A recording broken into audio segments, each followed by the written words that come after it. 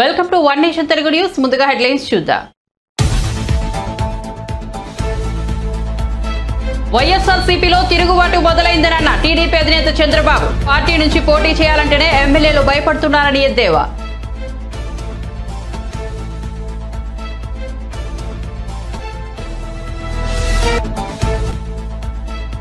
కాంగ్రెస్ 5 ఏళ్లు అధికారాన్ని నిలబెట్టుకుందా లేదా అన్నది వేచి చూద్దాం అని కేటీఆర్ ఆసక్తికర వ్యాఖ్యలు. రైతు భరోసా ఇచ్చామని సీఎం రేవంత్ రెడ్డి అంతర్జాతీయ వేదికలపై అబద్ధం చెప్పారని విమర్శ.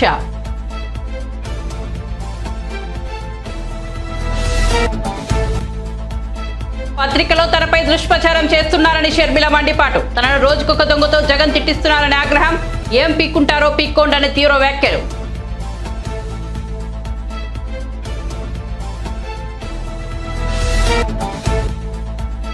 ధర్మం కోసం పని చేసే వాళ్ళైతే మఠం పెట్టుకోవాలన్న కేటీఆర్. నీ అయ్య బాగా తాగుతాడు కాబట్టి బార్ పెట్టుకోవాలన్న బండి సంజయ్ కౌంటర్.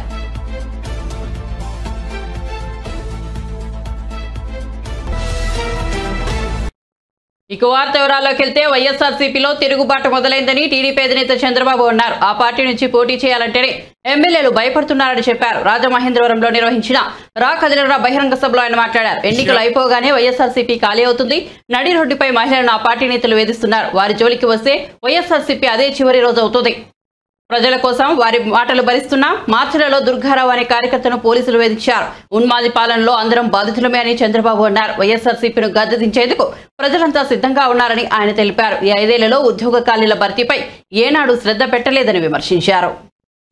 దేశంలో ఆత్మహత్యలు ఎక్కువ చేసుకున్న రాష్ట్రంలో మన రాష్ట్రం ఉంది. నేను ఒకటే హామీ ఇస్తున్నా మీ అందరికీ, మళ్ళీ మంచి రోజులు వస్తాయి. రైతు రాజ్యం వస్తుంది. 20 లక్షల ఉద్యోగాలు ఇప్పించే బాధ్యత నాదని మీ అందరికి హామీ ఇస్తున్నాం, మాదని మీ అందరికి హామీ ఇస్తున్నాం. ఇదే కాదు, ఉద్యోగం వచ్చే వరకు 3,000 రూపాయలు నిరుద్యోగ భృతి ఇస్తాం. వర్క్ ఫ్రం హోమ్, ఎక్కడికి పోవక్కర్లా, మీ ఇంట్లో మీరు కూర్చొని పనిచేసే విధానానికి శ్రీకారం చుడతాం. ఇంట్లో బోరు కొడితే నేరుగా మండల హెడ్ క్వార్టర్లో ముఖ్యమైన గ్రామంలో వర్క్ స్టేషన్లు పెడతాం. అక్కడ పనిచేసుకొని ఇంటికి రావచ్చు. ఇంకా అవసరమైతే హైదరాబాద్ పోవచ్చు, అమెరికాకు పోవచ్చు. అది చేసే బాధ్యత మాదని చెప్పి నేను మీ అందరికీ తెలియజేస్తున్నా. యువత సిద్ధంగా ఉన్నారా అని మిమ్మల్ని అడుగుతున్నా.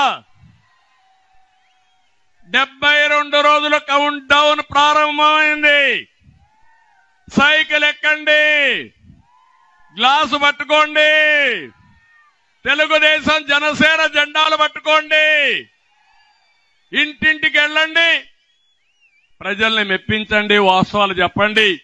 మీ భవిష్యత్తు బంగారు భవిష్యత్తు చేసే బాధ్యత మాదని మరొక్కసారి యువతకు పిలిపిస్తున్నా. తమిళలో ఇక్కడ వ్యవసాయం ఏమైనా బాగుందా అని మిమ్మల్ని అడుగుతున్నా. ఏ రైతైనా బాగున్నాడని అడుగుతున్నా. వ్యవసాయ శాఖను మూసేశారు. ఇంకో పక్క ఇరిగేషన్ రివర్స్ చేశారు. అక్వా రైతు, హార్టికల్చర్ రైతు, అగ్రికల్చర్ రైతు,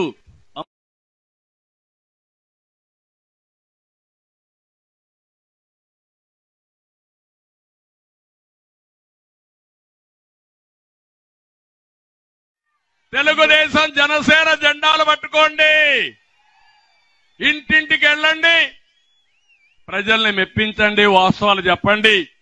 మీ ప్యాడీ పండించాలి, వరిధాన్యం పండిస్తాం, కానీ తినే అలవాట్లు మారుతున్నాయి.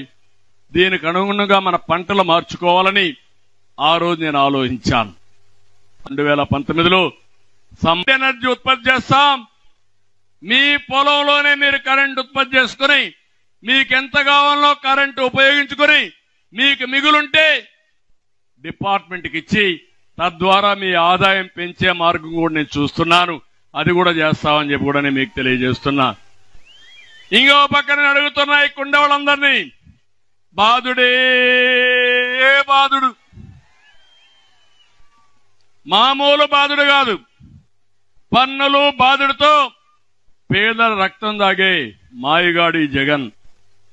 అన్నా క్యాంటీన్ కట్ చేశాడు, పండుగ కానుకలు కట్ చేశాడు, పెళ్లి కానుక కట్ చేశాడు, చంద్రన్న బీమా కట్ చేశాడు, బెస్ట్ అవైలబుల్ స్కూల్స్ కట్ చేశాడు, ఫీజు రీఎంబర్స్మెంట్ కట్ చేశాడు, రైతు సబ్సిడీలు కట్ చేశాడు.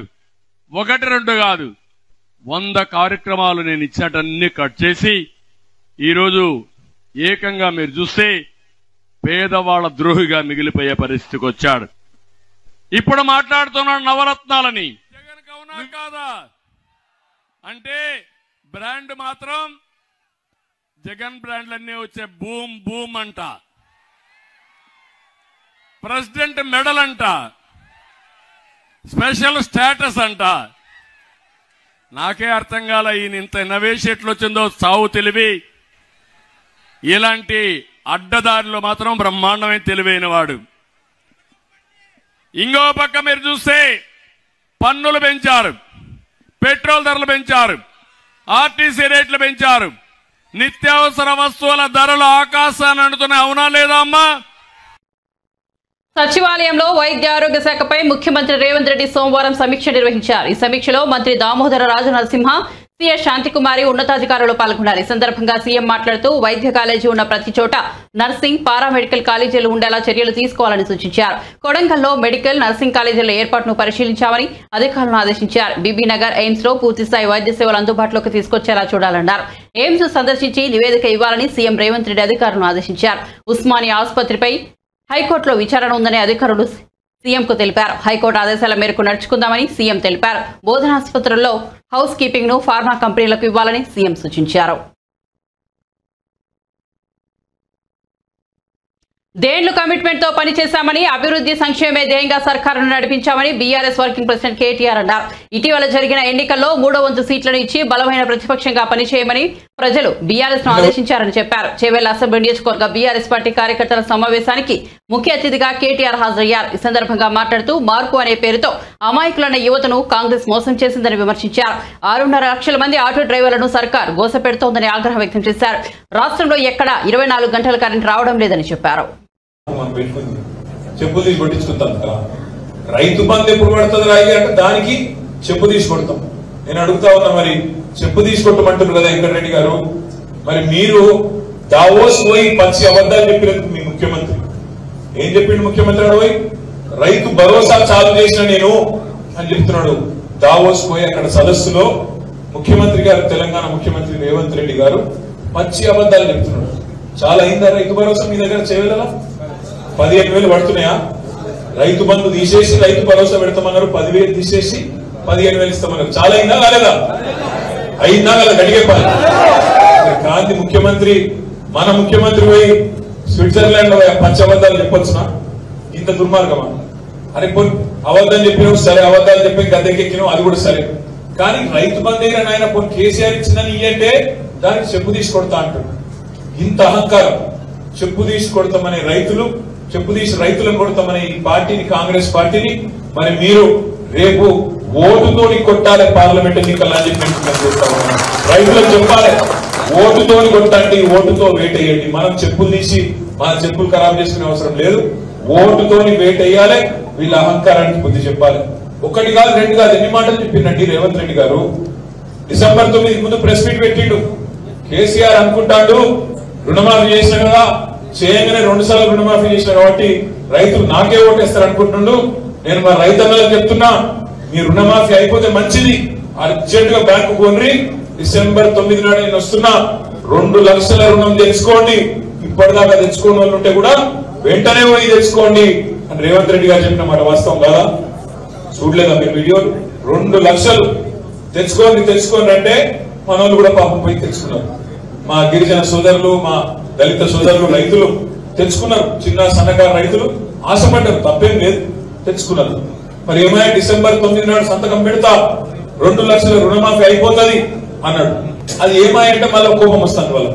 గింత ఎగిరిత పడతారా, గింత ఎత్తి పడతారా? వెళ్తే మేం పడతలేం, ఎగిరితం మేం పడతలేం, తొందర మేం పడతలేం.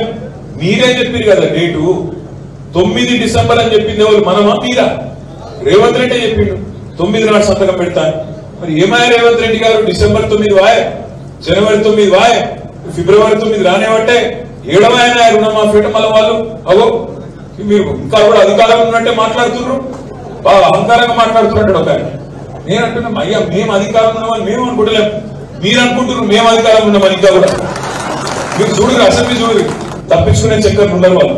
లక్కీ బిందెలు లేవు, కేసీఆర్ అప్లపాలు చేసిపోయిండు, ఇదైంది అదైంది అయ్యో అయ్యో అని ఇప్పుడు ఇలా లేని పని మాటలు మాట్లాడుతున్నారు. ఇంకొక పని కూడా వాళ్ళు చేస్తున్నారు. పార్లమెంట్ ఎన్నికలు వస్తున్నాయి ఇట్లా అని వాళ్ళకు కూడా తెలుసు. నోటిఫికేషన్ ఫిబ్రవరి 2వ వారంలోనూ 3వ వారంలో వస్తుంది అని టాక్ ఉన్నది. కాబట్టి వాళ్ళు ఏం చూస్తున్నారు, దెబ్బల నోటిఫికేషన్ వస్తే అయిపోతే తప్పించుకోవచ్చు, ఈ పార్లమెంట్ ఎన్నికలు గండం బయట పడవచ్చు అని వాళ్ళు చూస్తారు. మనం ఏమంటున్నాం, నీకు చిత్తశుద్ధి ఉంటే 100 రోజుల్లో నువ్వు అమలు చేస్తానన్న 6 గ్యారంటీలు, అందులో ఉన్న 13 హామీల విషయంలో నీకు క్లారిటీ ఉంటే, చిత్తశుద్ధి ఉంటే, ప్రజల మీద ప్రేమ ఉంటే ఇప్పుడే జీవోలన్నీ తీయి. పార్లమెంట్ ఎన్నికల కోడ్ రాకముందే, నోటిఫికేషన్ రాకముందే గవర్నమెంట్ ఆర్డర్లన్నీ తీయి. గవర్నమెంట్ ఆర్డర్లన్నీ తీస్తే ఏమైతుంది, రేపు అమలు చేసేందుకు అడ్డం రాదు. పార్లమెంట్ కోడ్ వచ్చినా అడ్డం రాదు. నిజంగా రేవంత్ రెడ్డి గారు నీకు చిత్తశుద్ధి ఉంటే వెంటనే ఆ నిర్ణయం తీసుకో. 2500 రూపాయల చొప్పున మహిళలకు వెంటనే ఆ డబ్బులు ఇస్తూ మహాలక్ష్మి పథకాన్ని అమలు చేస్తూ జీవో తీసుకొని రా. గృహజ్యోతి సాక్షి పత్రికలో తనపై దుష్ప్రచారం చేస్తున్నారని ఏపీసీసీ అధ్యక్షులు వైఎస్ షర్మిల మండిపడ్డారు. ఇంత నీచానికి దిగజారి తనపై దుష్ప్రచారం చేయాల్సిన అవసరం ఏముందని ప్రశ్నించారు. సాక్షి మీడియాలో జగన్ తో సమానంగా తనకు కూడా భాగస్వామ్యం ఉందని ఆమె చెప్పారు. తన తండ్రి వైఎస్ జగన్ కు తనకు సమానంగా వాటా ఉండాలని భావించారని అన్నారు. కడపలో నిర్వహించిన కాంగ్రెస్ పార్టీ విస్తృత స్థాయి సమావేశంలో మాట్లాడుతూ ఆమె ఈ వ్యాఖ్యలు చేశారు. ఇప్పుడున్న జగన్ ఎవరో తనకు తెలియదని షర్మిల అన్నారు. గతంలో ఉన్న జగన్ తనకు అన్నా అని, సీఎం అయిన తర్వాత ఆయన పూర్తిగా మారిపోయారని చెప్పారు.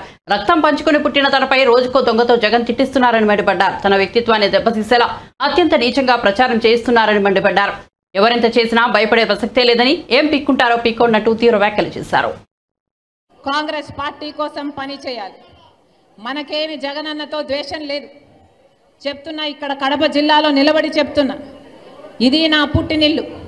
పక్కన జమ్మలమడుగులో ఏ హాస్పిటల్లో అయితే రాజశేఖర రెడ్డి గారు పుట్టారో, ఏ హాస్పిటల్లో అయితే జగనన్న పుట్టాడో, అదే హాస్పిటల్లో నేను కూడా పుట్టాను. ఇది నా పుట్టినిల్లు, ఇది నా పుట్టినిల్లు. జగనన్నతో నాకేమీ ద్వేషం లేదు, ఆయనది కూడా నా రక్తమే. కానీ జగనన్న ముఖ్యమంత్రి అయిన తర్వాత మనిషి మారిపోయాడు. జగనన్న ముఖ్యమంత్రి అయినాక పాత జగనన్న కాదు, ఈ జగనన్న నాకు తెలియదు. నేను శేఖర్ రెడ్డి గారి బీజేపీ ఇది ఎలా గారి నా రైల్వే, నా భర్తకు పదవీకాంక్ష ఉందా? మాకు పదవీకాంక్ష ఉంటే మా నాన్న అప్పుడు 5 సంవత్సరాలు ముఖ్యమంత్రి, మేము ఒక్క పదవైనా తీసుకోకపోయే వాళ్ళమా? మాకు పదవీకాంక్ష ఉంటే ఒక్క పదవైనా తీసుకున్నామా మేము? మా నాన్న ముఖ్యమంత్రిగా ఉన్నప్పుడు ఒక్క పదవి తీసుకోలేదు కదా. మరి మాకు పదవీకాంక్ష ఉంది అని నేను వైసీపీ కోసం అంత త్యాగాలు చేసి అంత నడుస్తే, పోనీ అప్పుడైనా నేను ఏదైనా పదవి అడిగానా? పోనీ అప్పుడైనా నేను పదవులు అడుగుంటే నాకు పదవీకాంక్ష ఉంది అని మీరు అనొచ్చు. మేము పదవీకాంక్షలు ఉన్నోళ్ళమే అయితే అసలు మీకోసం మేము పాదయాత్ర చేయడం ఏంటి? నా కోసం నేను పాదయాత్ర చేసుకుంటే అర్థం ఉంది, కానీ మీకోసం నేను పాదయాత్ర చేసుకుంటే నాకెలా పదవులు వస్తాయి? ఇంగితం జ్ఞానం ఏదైనా ఉందా? ఇంత నీచానికి దిగజారాలా? విలువలు విశ్వసనీయతలు అని పెద్ద పెద్ద మాటలు చెప్పారు కదా, మరి మీకు లేవా విలువలు విశ్వసనీయతలు? ఆలోచన చేయాలి. తెలుగు ప్రజలు పిచ్చోళ్ళు కాదు, అన్ని గమనిస్తున్నారు, అన్ని చూస్తున్నారు. నేను రాజశేఖర్ రెడ్డి బిడ్డను.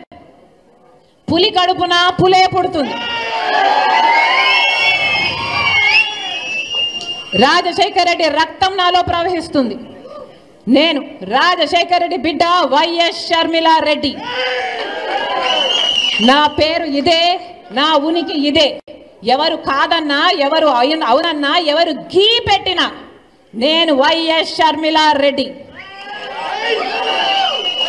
ఆంధ్ర రాష్ట్ర ప్రజలకు మేలు చేయడానికే ఇక్కడికి వచ్చాం. నా గుండెలో నిజాయితీ ఉంది. ఆంధ్ర రాష్ట్ర ప్రజలకు వాళ్ళ హక్కులు కల్పించాలని రాజశేఖర్ రెడ్డి బిడ్డ ఈరోజు తన పుట్టినింటిలో ఆంధ్ర రాష్ట్రంలో అడుగుపెట్టింది. నిలబడుతుంది, కొట్లాడుతుంది. ప్రత్యేక హోదా వచ్చేంత వరకు రాజశేఖర్ రెడ్డి బిడ్డ ఇక్కడ నుంచి కదలదు. పోలవరం వచ్చేంత వరకు రాజశేఖర్ రెడ్డి బిడ్డ ఇక్కడ నుంచి కదలదు. మన రాష్ట్రానికి, మన బిడ్డలకు ఉద్యోగాలు రావాలి, మన రాష్ట్రం అభివృద్ధి చెందాలి, అంతవరకు రాజశేఖర్ రెడ్డి బిడ్డ తన పుట్టింటి నుంచి కదలదు. మీ ఇష్టం వచ్చింది చేసుకోండి, ఎంత చేసుకుంటారో చేసుకోండి, ఏం పిక్కుంటారో పిక్కోండి. ఇక్కడ భయపడే వాళ్ళు ఎవ్వరూ లేరు.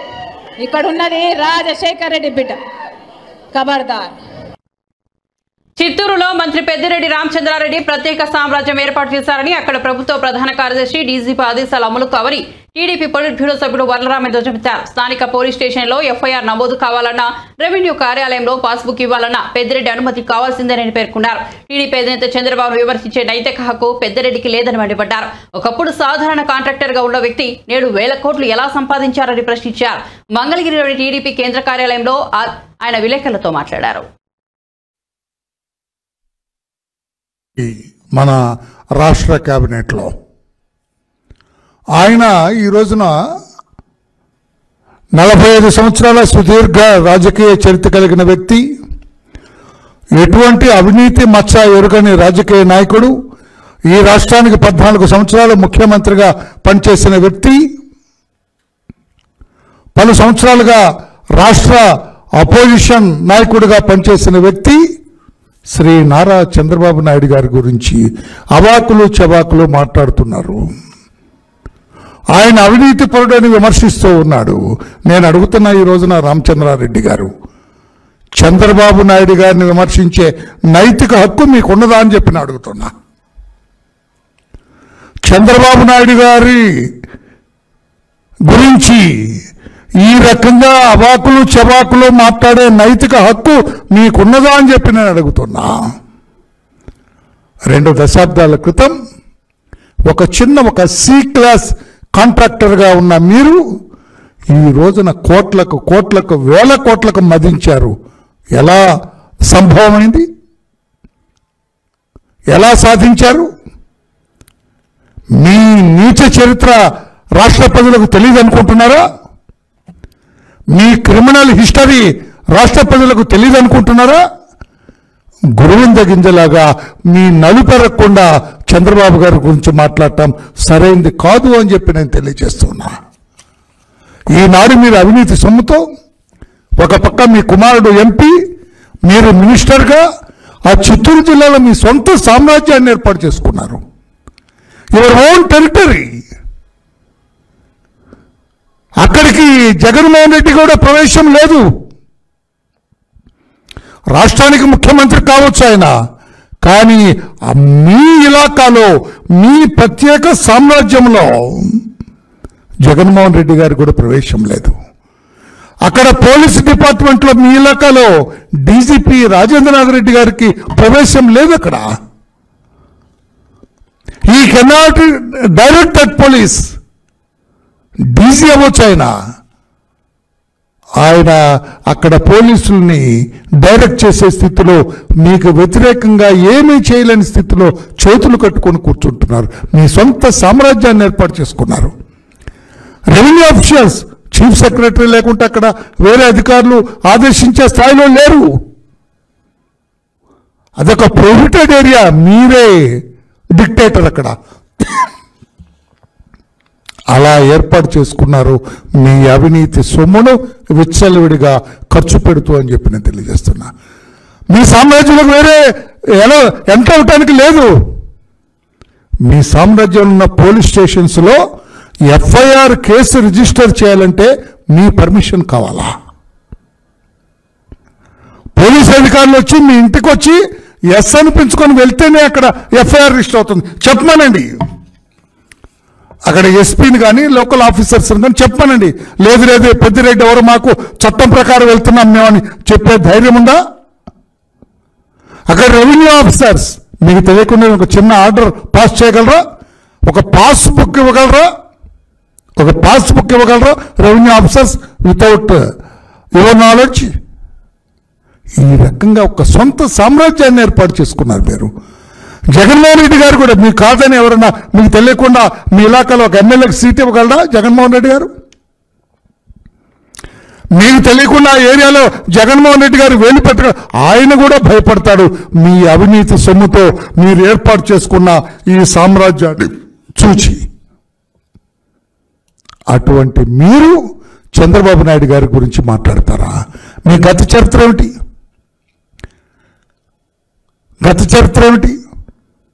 2004లో ఎన్కౌంటర్కు గురైన వీరప్పన్ తర్వాత ఈ శాండల్వుడ్ స్మగ్లింగ్ అంతా ఎవరి కంట్రోల్లో ఉంది? పీసీసీ మాజీ అధ్యక్షుడు నర్సారెడ్డి తెల్లవారుజామున కన్నుమూశారు. 1972 నుంచి 2 ఏళ్ల పాటు ఆయన ఉమ్మడి ఆంధ్రప్రదేశ్ పీసీసీ అధ్యక్షుడిగా పనిచేశారు. తన రాజకీయ ప్రస్థానంలో ఎంపీగా, ఎమ్మెల్యేగా, ఎమ్మెల్సీగా ఆయన పనిచేశారు. జలకం వెంకటరావు మంత్రివర్గంలో రెవెన్యూ మంత్రిగా బాధ్యతలు నిర్వర్తించారు. హైదరాబాద్ బంజారాహిల్స్ రోడ్ నెంబర్ 12లో మంత్రుల నివాస సముదాయానికి దగ్గరలో వైట్ హౌస్ లో ఆయన నివాసం ఉంటున్నారు. కొంతకాలంగా అనారోగ్య సమస్యలతో బాధపడుతున్న ఆయన తుదిశ్వాస విడిచారు. ఆయన మృతి పట్ల పార్టీలకు అతీతంగా నేతలు సంతాపాన్ని ప్రకటిస్తున్నారు. ఆయన కుటుంబ సభ్యులకు సానుభూతిని తెలియజేస్తున్నారు. మరోవైపు నర్సారెడ్డి మృతి పట్ల ముఖ్యమంత్రి రేవంత్ రెడ్డి సంతాపాన్ని ప్రకటించారు. పీసీసీ అధ్యక్షుడిగా, మంత్రిగా ఆయన సేవలు అందించారని కొనియాడారు. ఆయన మృతి కాంగ్రెస్ పార్టీకి తీరని లోటు అని పేర్కొన్నారు.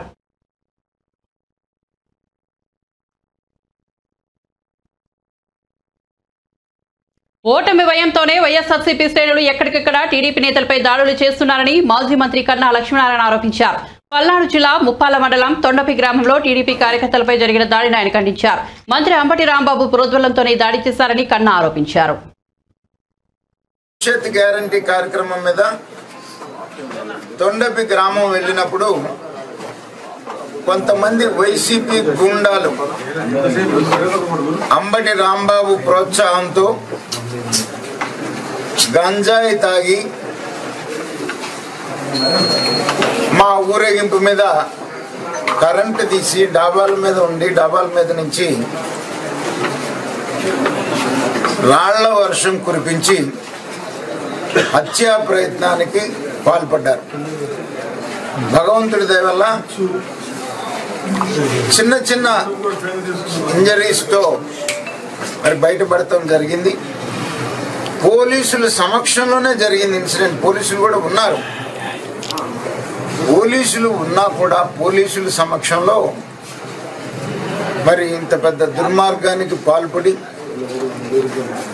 చాలా తక్కువ మంది ఉన్నది, చాలా గ్రామంలో చాలా తక్కువ మంది ఉన్నా కూడా అధికార మదంతో, మంత్రి ప్రోత్సాహంతో గంజాయి తాగి ఈ రకమైనటువంటి చర్యలకి పాల్పడ్డారు. దీన్ని తీవ్రంగా మరి ఖండిస్తున్నాం. పోలీసులు చర్య తీసుకోవాలని చెప్పేసి నేను తెలుగుదేశం పార్టీ తరఫున డిమాండ్ చేస్తా ఉన్నాను. భవిష్యత్ గ్యారంటీ కార్యక్రమం మీద తొండపి గ్రామం వెళ్ళినప్పుడు తమపై ఆరోపణలకు ఆధారాలు అడిగితే స్పీకర్, అసెంబ్లీ కార్యదర్శి వద్ద సమాధానం లేదని వైఎస్ఆర్సీపీ రెబెల్ ఎమ్మెల్యే కోటంరెడ్డి శ్రీధర్ రెడ్డి ఆగ్రహం వ్యక్తం చేశారు. లిఖితపూర్వకంగా తాము సమాధానం ఇచ్చినా దానికి రసీదు అడిగితే స్పీకర్ ఇవ్వలేదని చెప్పారు. చట్టాలపై గౌరవం పోగొట్టేలా ఆయన తీరు ఉందని మండిపడ్డారు. స్పీకర్ను కలిసిన అనంతరం వైఎస్ఆర్సీపీ రెబెల్ ఎమ్మెల్యేలు మేకపాటి చంద్రశేఖర్ రెడ్డి, ఉండవల్లి శ్రీదేవితో కలిసి ఆయన మీడియాతో మాట్లాడారు. రాజ్యసభ ఎన్నికల్లో ఓడిపోతామన్న భయంతో అధికార వైఎస్ఆర్ కాంగ్రెస్ పార్టీ చట్ట విరుద్ధంగా అనేక చర్యలకు పాల్పడుతూ ఈరోజు శాసనసభ సహజ న్యాయ సూత్రాలనే పాత్ర వేసే రీతిలో దుర్మార్గంగా తన రాజకీయ ప్రలోభాల కోసం ఏదైతే కొంతమంది ఎమ్మెల్యేల మీద అనర్హత వేటు వేయాలా అన్న దురుద్దేశంతో జరుగుతున్నటువంటి ఈ డ్రామా. మాకు నోటీసులు పంపించారు. ఆశ్చర్యం ఏమిటంటే వారు ఇచ్చిన నోటీసుల్లో కొన్ని అయితే ఫిజికల్గా చేతికి కూడా చేరం పరిస్థితి. స్పీకర్ గారి మీద గౌరవంతో మేము పద్ధతిగా వివరణ ఇచ్చాం. మాకు 4 వారాల సమయం కావాలి. ఏదైతే మా మీద చేసినటువంటి ఆరోపణలు ఉన్నాయో వాటికి ఆధారాలు కావాలి, ఒక విధానం అని స్పష్టంగా చెప్పడం జరిగింది. సమయం కూడా ఇవ్వకుండా ఈరోజు నేరుగా మీరు విచారణకు రావాలా అని ఆదేశించిన పరిస్థితి. మేమందరం కూడా నేరుగా హాజరు కావాలంటే రావడం జరిగింది. మాకు సమయం కావాలా, అదేవిధంగా మా మీద ఎవరైతే ఆరోపణలు చేశారో వారు ఏం ఆరోపణలు చేశారు అని మీరు చెప్తున్నారు, కానీ దానికి ఆధారాలు కూడా మీరు ఇవ్వాలంటే సమాధానము చెప్పలేనటువంటి పరిస్థితి. ఆరోపణలకి మీరు ఆధారాలు చూపించకుండా సమాధానం చెప్పాలంటే ఎలా సమాధానం చెప్పాలని చెప్పని అడిగినటువంటి పరిస్థితి. స్పీకర్ గారు రాష్ట్ర వైఎస్ఆర్ కాంగ్రెస్ పార్టీ ప్రభుత్వ పెద్దల ముఖ్యమంత్రి జగన్మోహన్ రెడ్డి గారి ఆదేశాల మేరకే ముందస్తుగానే ఓ నిర్ణయం తీసుకుని ఓ తంతుల ఓ డ్రామాల దీన్ని నడిపించబోతున్నారు తప్ప చట్ట పరిధిలో ఇవి జరగటం లేదు, రాజ్యాంగ నిబంధనలకి లోబడి ఇవి జరగటం లేదు. మా యొక్క సమాధానాలన్నీ కూడా ఏదైతే వ్రాతపూర్వకంగా రాసి అది ఇచ్చినప్పుడు స్పీకర్ గారు తీసుకున్నారు. దానికి అక్నాలెడ్జ్‌మెంట్ అడిగాం, రసీదు అడిగాం, దాన్ని కూడా ఉల్లంఘించి స్పీకర్ గారు ఇవ్వను అనే పరిస్థితి. ఇక మాకుండే మార్గం రెండే రెండు, ఒకటి కోర్టులు, రెండు ప్రజా కోర్టు. భారతదేశ పార్లమెంటరీ ప్రజాస్వామ్య వ్యవస్థలో ప్రజా కోర్టులే అంతం, ప్రజలే న్యాయ నిర్ణేతలు. కాబట్టి అటు కోర్టుల్లో ప్రజా కోర్టుల్లో రెండిట్లో కూడా ఈ యొక్క వైఎస్ఆర్ కాంగ్రెస్ పార్టీ ప్రభుత్వ వ్యవహార శైలిని ఎండగడుతామని తెలియజేస్తున్నారు. ధర్మం కోసం పనిచేసే వాళ్ళైతే మఠం పెట్టుకోవాలని బీఆర్ఎస్ వర్కింగ్ ప్రెసిడెంట్ కేటీఆర్ చేసిన వ్యాఖ్యలకు బీజేపీ జాతీయ ప్రధాన కార్యదర్శి కరీంనగర్ ఎంపీ బండి సంజయ్ కౌంటర్ ఇచ్చారు. అలా అయితే కేసీఆర్ బార్ పెట్టుకోవాలని, కేటీఆర్ మసీదును నిర్మించుకోవాలని ఎద్దేవా చేశారు. సోమవారం బీజేపీ నేత సంజయ్ మీడియాతో మాట్లాడుతూ కరీంనగర్ బీఆర్ఎస్ ఎంపీ అభ్యర్థి నాస్తికుడని, కేటీఆర్ కూడా నాస్తికుడే అన్నారు. కరీంనగర్ బీఆర్ఎస్ ఎంపీ పెద్ద మేధావుల ఫోజులు కొడుతున్నారని విమర్శించారు. కాబట్టి వాళ్ళు తూర్పు వాళ్ళు పడమడికి పోతున్నారు. స్ట్రేట్ గా మంచి దేశం గురించి ఆలోచన అందరూ కూడా ఎన్డీఏలో చేరుతున్నారు. కాబట్టి కేంద్రం నిలుస్తూనే తెలంగాణ రాష్ట్రం అభివృద్ధి చెందుతుంది. కాబట్టి కేంద్రంలో ఏర్పడేది భారతీయ జనతా పార్టీ ప్రభుత్వం. ఇంకా ఎక్కువ ఉంది. అభివృద్ధి చేయాలనుకున్న నాయకులు వాళ్ళు గెలిపించిన ప్రజలకు చేయాలండి.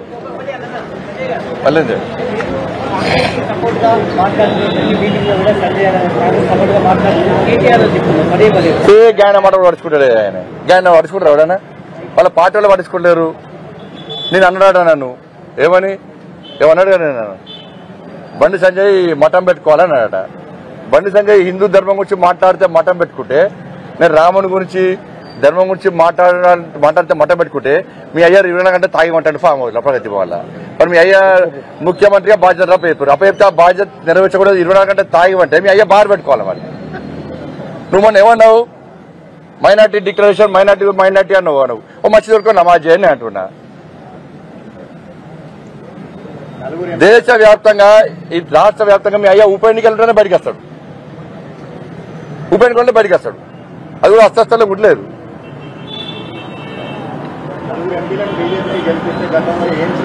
తెలంగాణ రాష్ట్రంలో బీఆర్ఎస్ పార్టీ ప్రభుత్వం ఏర్పడేస్తే ఏం బీకిరు?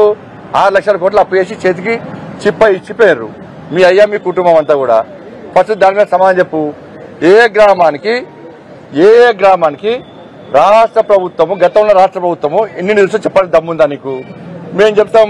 ఏ గ్రామానికి కేంద్ర ప్రభుత్వం ద్వారా ఎన్ని నిధులు తీసుకొస్తామో చెప్పడానికి మేము ధైర్యంగా ముందుకు వస్తున్నాం. రామన్ మీ అయ్యాను బండి సంజయ్ బడి కట్టిండా గుడి కట్టిండా అనే యాదాద్రి కట్టినా అంటున్నాడు. యాదాద్రిని వ్యాపార కేంద్రంగా చూస్తున్నాడు మూర్ఖుని నువ్వు. నేను మళ్ళా చెప్తున్నా, ఇప్పుడు బీఆర్ఎస్ పార్టీ నుంచి పోటీ చేసే అభ్యర్థి మేధావి, చాలా పెద్ద మేధావి, ప్లస్ కేసీఆర్ కొడుకు, ఇద్దరు నాస్తికులు. వీళ్ళు ఇట్లా బొట్టు పెడతారు, అందరి ముందు నటిస్తారు, బయటకు పోయి బొట్టు చూసుకుంటారు వీళ్ళు. వాళ్ళిద్దరు అంతే. కరీంనగర్ పార్లమెంటు నియోజకవర్గంలో దేవుణ్ణి నమ్మే 99% ప్రజలు దేవుణ్ణి నమ్మని ఈ నాస్తికులకు ఓటేస్తారా? ఆలోచించుకోండి. ఇలా ఇక్కడ ఈ జిల్లానే కాదు వాస్తవానికి. బీఆర్ఎస్ పార్టీ మళ్ళీ చెప్తున్నా, బీఆర్ఎస్ పార్టీకి క్యాండిడేట్ కరువేండు. బీఆర్ఎస్ పార్టీకి ఇక్కడ క్యాండిడేట్ కరువేండు. బీఆర్ఎస్ పార్టీ పోటీ చేసే బీఆర్ఎస్ పార్టీ పోటీ అభ్యర్థి ఈ పార్లమెంట్ నుంచి ఎప్పుడు మాట్లాడాడు. ఏమనంటే ఆయన మేధావి, తనమంతా పెద్ద మేధావిని చూపెట్టుకునే ప్రయత్నం చేస్తాడు ఆయన. బులెటిన్ ముగించే ముందు హెడ్లైన్స్ మరోసారి చూద్దాం. వైఎస్ఆర్సీపీలో తిరుగుబాటు మొదలైందన్న టీడీపీ అధినేత చంద్రబాబు. పార్టీ నుంచి పోటీ చేయాలంటేనే ఎమ్మెల్యేలు భయపడుతున్నారని ఎద్దేవా.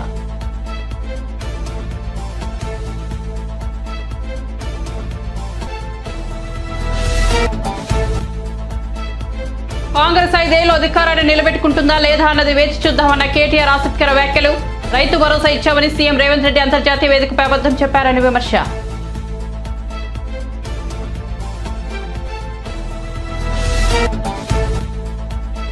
పత్రికలో తనపై దుష్ప్రచారం చేస్తున్నారని షర్మిల మండిపాటు. తనను రోజుకొక దొంగతో జగన్ తిట్టిస్తున్నారని ఆగ్రహం.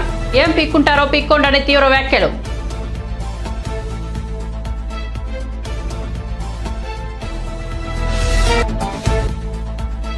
ధర్మం కోసం పని చేసే వాళ్ళైతే మఠం పెట్టుకోవాలన్న కేటీఆర్. నేయ బాగా తాగుతాడు కాబట్టి బార్ పెట్టుకోవాలని బండి సంజయ్ కౌంటర్.